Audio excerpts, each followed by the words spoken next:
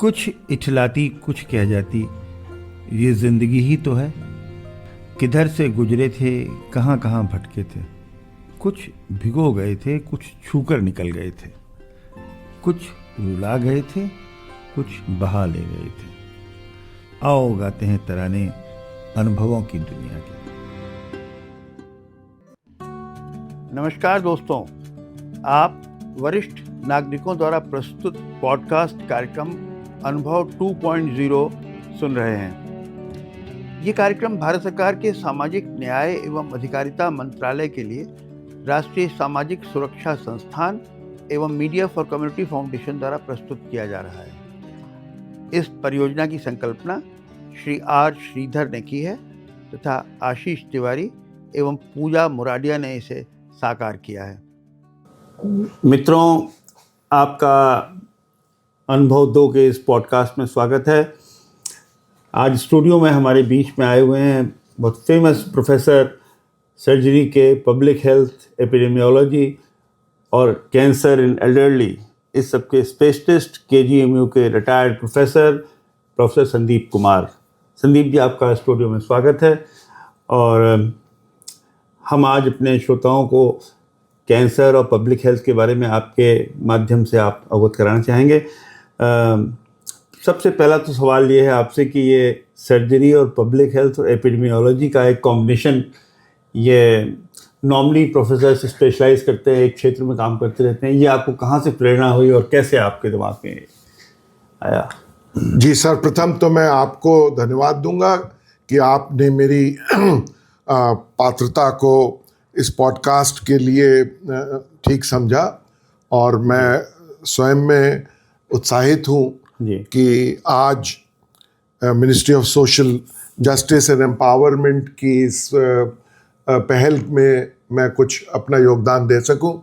मेरी जर्नी के बारे में आपने पूछा है, तो जैसा होता है, हम हाई स्कूल इंटर के बाद बायोलॉजी के छात्र थे, PMT में बैठे, PMT में सेलेक्ट हो गए, डॉक्टर हो गए, सर्जन बनने की ख्वाहिश थी, किसी की फिजिशियन की, किसी की ऑर्थोपेडिक सर्जन की, कोई मानसिक रोग विशेषज्ञ बनता है, सर्जन बन गए।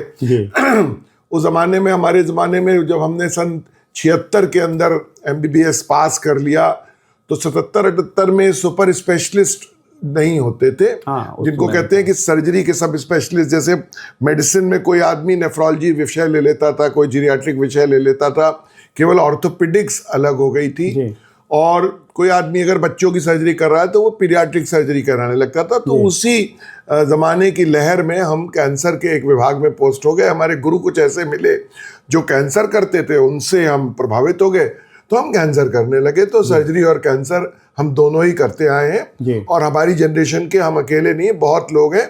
और पब्लिक हेल्थ ऐसा हुआ कि साहब हमारे यहाँ किंग जॉर्ज मेडिकल कॉलेज में एक रॉकफेलर फाउंडेशन आई, और उन्होंने कहा कि साहब आपने बायोलॉजी पढ़ ली, कैंसर पढ़ लिया, और सर्जरी का भी और कैंसर का भी एक पब्लिक हेल्थ एस्पेक्ट है। जब आपके पास द्वार पे एक मरीज आए, आपका द्वार खटखटाए, डॉक्टर हमें, आपको ये तकलीफ है, आप हमको हमारा निदान करिए और हमारा परीक्षण निरीक्षण करिए और हमारा चिकित्सा करिए, तो आप एक व्यक्ति के डॉक्टर हुए। 10 आए तो 10 के हुए, और एक दिन में OPD में 20 आए तो 20 के हुए। लेकिन जब वो 20 व्यक्तियों में आपको लगे कि यार 8 मरीज को तो मुंह का कैंसर है, ये क्यों है मुंह का कैंसर, इनको तो शायद ये सब तंबाकू खाते हैं, गुटखा खाते हैं, तो जैसे ही आपका दिमाग ये सोचने लगे, तो ये public health perspective of the disease हो गया। और आपको और हमको ये लगना लगा कि ये आफ्टर ऑल ये समाज में बीमारी क्यों हो रही है, क्या इससे कौन, इस बीमारी से इसका शिकार कौन है, इससे सफर कौन कर रहा है, इस बीमारी को क्या हम प्रिवेंट कर सकते हैं, इसका इलाज हमारे देश में क्यों उचित नहीं हो पा रहा है, क्या इसका इलाज करने में हम पे संसाधन है या नहीं है, हम इसका इलाज करने में पूर्णतः सक्षम है या नहीं है। इन सभी विषयों के ऊपर जब आप सोचने लगते हैं, इसके लिए कहते हैं पब्लिक हेल्थ वाले आदमी के 5 या 6 दोस्त होते हैं। हु गेट्स द डिजीज, किसको हार्ट अटैक हो रहा है, किसको कैंसर हो रहा है, how does he get the disease, उसको ये बीमारी क्यों हो रही है, कहाँ हो रही है, किस स्थान पे बहुत ज़्यादा हो रही है, किनको हो रही है, एल्डरली को हो रही है, हु इज गेटिंग इट, कब होती है, किस मौसम में होती है, कब होने लगती है। तो जब who, how, when, how much और कितने लोगों को हो रही है, what is the expenditure on the exchequer, हमारे देश के ऊपर या आउट ऑफ पॉकेट किसी व्यक्ति की जेब के ऊपर इसका क्या असर हो रहा है।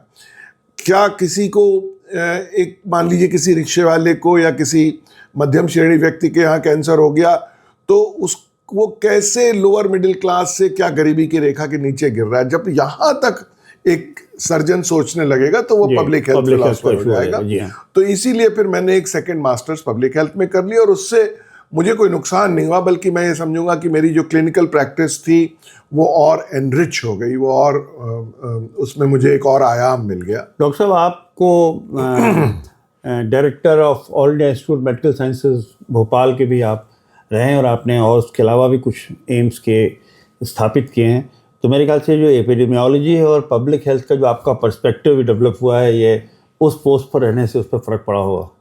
बहुत ज़्यादा फ़ायदा हुआ। पब्लिक हेल्थ पढ़ने से हमारा इंटरेक्शन जो एडमिनिस्ट्रेटिव सर्विसेज के लोग थे उनके बीच मेरी रिस्पेक्ट बढ़ गई, चूँकि वो पब्लिक हेल्थ की बात करते हैं। भारतीय एडमिनिस्ट्रेटिव सर्विसेज के लोगों को मुझे लगता है पब्लिक हेल्थ बड़े ज़ोर से पढ़ाया जाता है और उनके मैंडेट में होता है कितने अस्पताल खोलने हैं, कितने डॉक्टर लगाने हैं, कितनी नर्सेज लगाने हैं, कितने बेड लगाने हैं। शायद गवर्नमेंट्स उनको ये टास्क देती हैं कोई डिजीज़ को कैसे प्रिवेंट करना है। अब जैसे क्राउड मैनेजमेंट, आजकल कुंभ चल रहा है तो क्राउड मैनेजमेंट भी एक पब्लिक हेल्थ इशू है। क्राउड के अंदर चोट ना लग जाए, रोड ट्रैफिक एक्सीडेंट को प्रिवेंट करना भी एक पब्लिक हेल्थ इशू है। क्या रेगुलेशंस लाएं भाई, एडमिनिस्ट्रेटिव सर्विसेज के लोग, जुडिशियल सर्विसेज के लोग ही तो रेगुलेशन लाएंगे। तो हम उसमें कंट्रीब्यूट कर रहे थे, पॉजिटिवली कंट्रीब्यूट कर रहे थे, अपने इनपुट्स दे रहे थे एज ए मेडिकल स्पेशलिस्ट। तो बहुत अच्छा रहा। एम्स की डायरेक्टरी के दौरान पब्लिक हेल्थ की ट्रेनिंग और पब्लिक हेल्थ की सोच ने बहुत डेवलप हुई होगी और डेवलप हुई और उससे फायदा हुआ। अच्छा डॉक्टर साहब, ये एक आपका जो कैंसर आपका एक बहुत इम्पोर्टेंट सेक्टर रहा है, कार्यक्षेत्र आपका, ये कुछ इधर आज की मैं देख रहा हूँ कि कैंसर के इंसिडेंस और मरीज जो हैं वो बहुत ज़्यादा बढ़ गए हैं। वाई इट इज़ हैपनिंग, और आपको क्या लगता है ये ऐसा हो रहा है या पहले भी मरीज थे, क्या था, क्या स्थिति है? बहुत कॉमन सवाल है। कैंसर इंसिडेंस बढ़ रहा है तो इसके 4 कारण हैं। एक तो बढ़ रहा है और उसको कहते हैं बढ़ा हुआ दिख रहा है। तो बढ़ा हुआ दिख रहा है कि भाई अब कोरोना पीरियड में तो हम कैंसर की बात कम कर रहे थे, कोरोना की बात कर रहे थे 2 साल तक। तो अब चूंकि लोग कम्युनिकेबल डिजीज से, संचारी रोगों से नहीं मर रहे हैं और गैर संचारी रोग 5 हैं: डायबिटीज, हाइपरटेंशन, कैंसर, इंजरीज और मेंटल डिजीजेस। तो मेंटल डिजीज की तो चर्चा होती है, कोई सुसाइड करता है तुरंत अखबार में आता है, कोई होमिसाइड करता है, सिविल वायलेंस करता है तुरंत अखबार में आता है, पर वो एक दौरा है जिससे मॉर्बिडिटी होती है और वो इंस्टेंट होती है। और डायबिटीज, हाइपरटेंशन का लगभग हर घर में एक डायबिटिक है, एक हाइपरटेंसिव है या रूमेटिज्म है कि कहीं घुटने में दर्द है, तो उसका इलाज हो रहा है, कंट्रोलेबल डिजीज है। पर कैंसर में मौत होती है। कैंसर में 40% व्यक्ति जो है वो असामयिक मृत्यु को पकड़ लेता है। कैंसर का इलाज लंबा चलता है, कैंसर महंगा है, इसलिए कैंसर की बड़ी चर्चा है। तो कैंसर की चर्चा है तो कैंसर जब भी किसी को डायग्नोज होता है, आजकल सोशल मीडिया का ज़माना है, तो एक तो बहुत ज़्यादा उसकी चर्चा हो जाती है, इसलिए हमें लगता है कैंसर ज़्यादा हो गया। दूसरा हुआ है कि लॉन्जिविटी बढ़ गई है।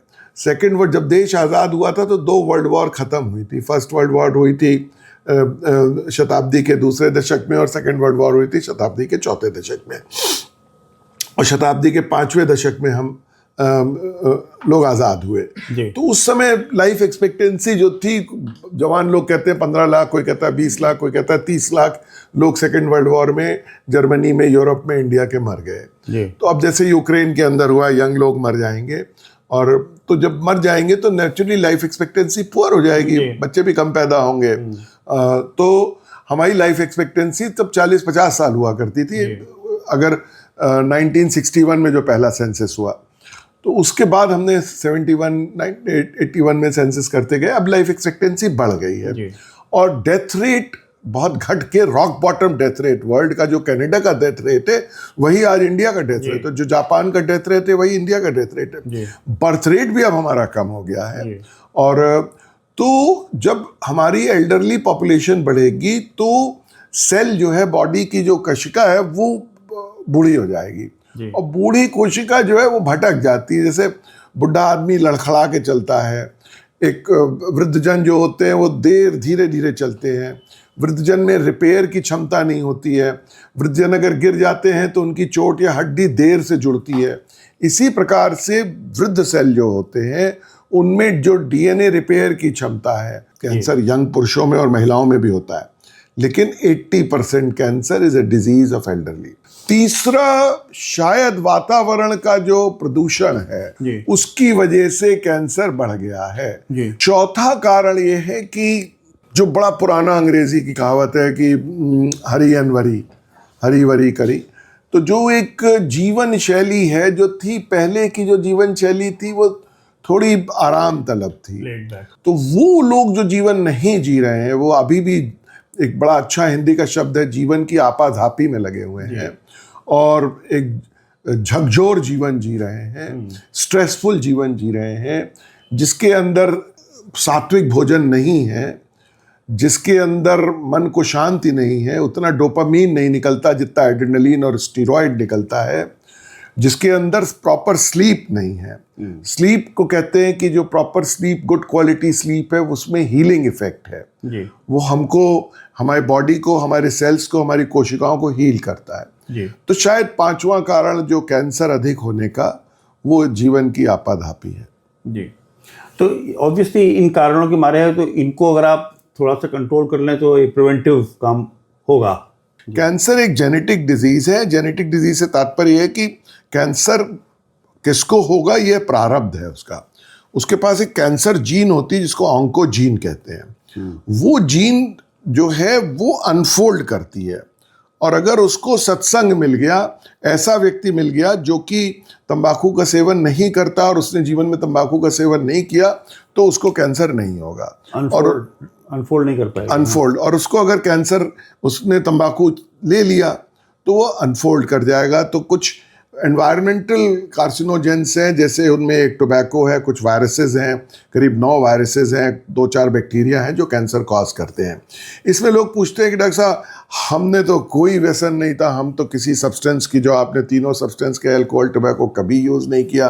तो 10% कैंसर जो है वो उसमें जेनेटिक प्रीडिस्पोजिशन यानी कि प्रारब्ध, इतना high amount of genetic predisposition है कि उनको बिना एनवायरमेंटल ट्रिगर के भी कैंसर हो जाता है। ये तो डॉक्टर साहब ने बहुत एलॉबरेट तरीके से इसको एक्सप्लेन किया। मेरा एक बड़ी, आपकी किताब बहुत चर्चा में रही है इधर, आपने किताब लिखी थी और उस किताब के बारे में, वो पब्लिक हेल्थ से रिलेटेड मेरे ख्याल से है वो, तो उसके बारे में कुछ एक्सप्लेन करेंगे? जी अरविंद जी, मेरी किताब का नाम है अच्छे इलाज के 51 नुस्खे। मैं 3 पीढ़ियों का डॉक्टर हूँ, मेरा बेटा भी डॉक्टर है, मेरी पत्नी भी डॉक्टर है, मेरे घर में चाचा चाची सभी डॉक्टर हैं। तो घरों में चर्चा होती थी और मरीज़, यहाँ पे सुबह से शाम तक मरीज़ देखता हूँ, मरीज़ देखना ही मेरा शौक है। तो मरीज़ कहता है डॉक्टर साहब अच्छा इलाज करिएगा। तो कभी कभी होता था यार हम तो अच्छा इलाज करने ही आए हैं, यही हमारे मानक हैं, 3 जनरेशन से हैं। तो हमको फिर हम प्रयागराज में रहे, तो प्रयागराज में एक शब्द हमने सीखा कि पैरवी।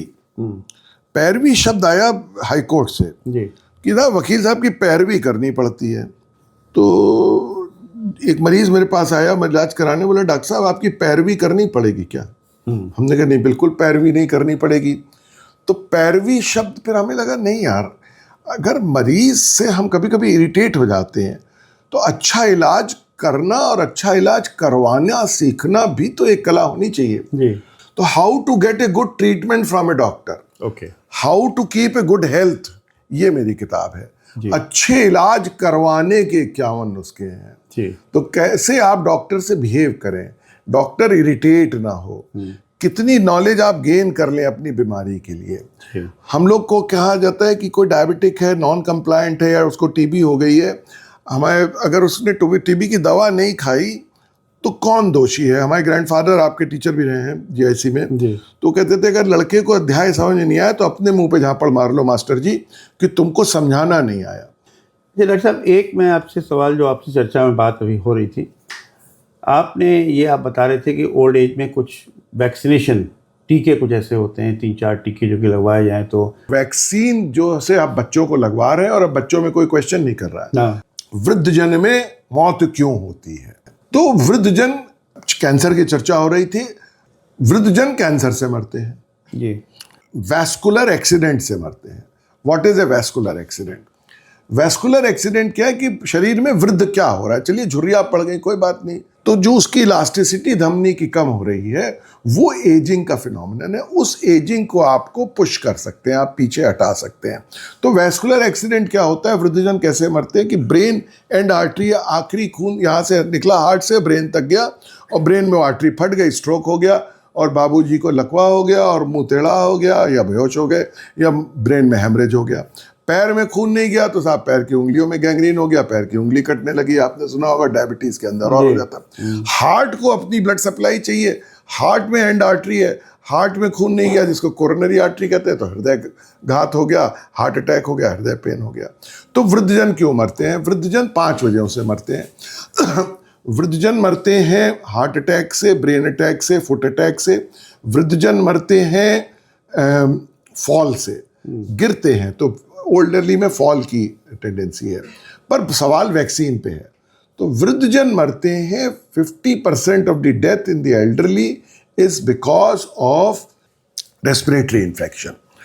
तो वृद्धजनों में फेफड़े को समेट के खांसने की, इसीलिए प्राणायाम को बहुत अच्छी एक्सरसाइज ओल्ड एज में माना गया है।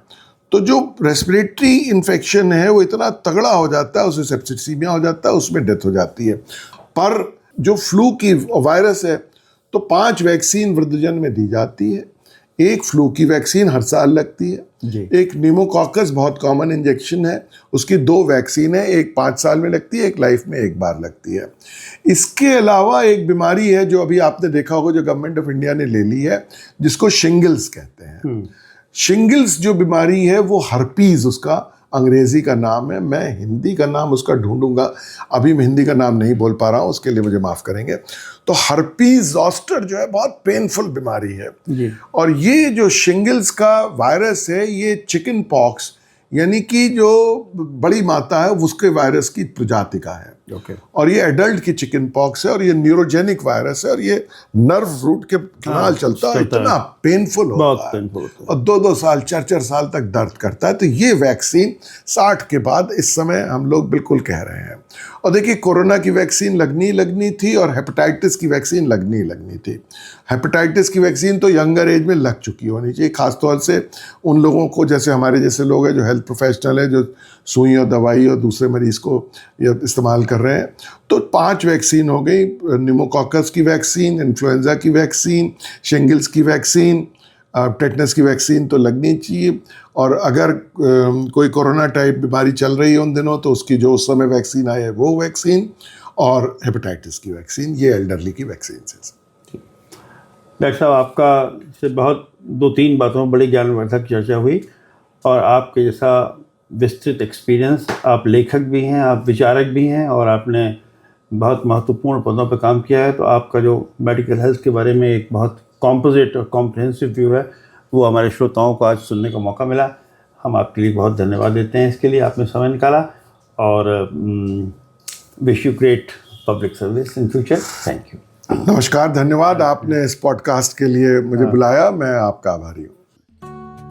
दोस्तों, आप लखनऊ की संस्था पीपल्स इनिशिएटिव के पॉडकास्ट कार्यक्रम अनुभव 2 को सुन रहे थे। वरिष्ठ नागरिकों की सुविधा के लिए भारत सरकार की हेल्पलाइन नंबर 14567 पर आप प्रातः 8 बजे से रात्रि 8 बजे तक वरिष्ठ नागरिकों की किसी भी समस्या पर सहायता प्राप्त कर सकते हैं। Thank you and have a good day.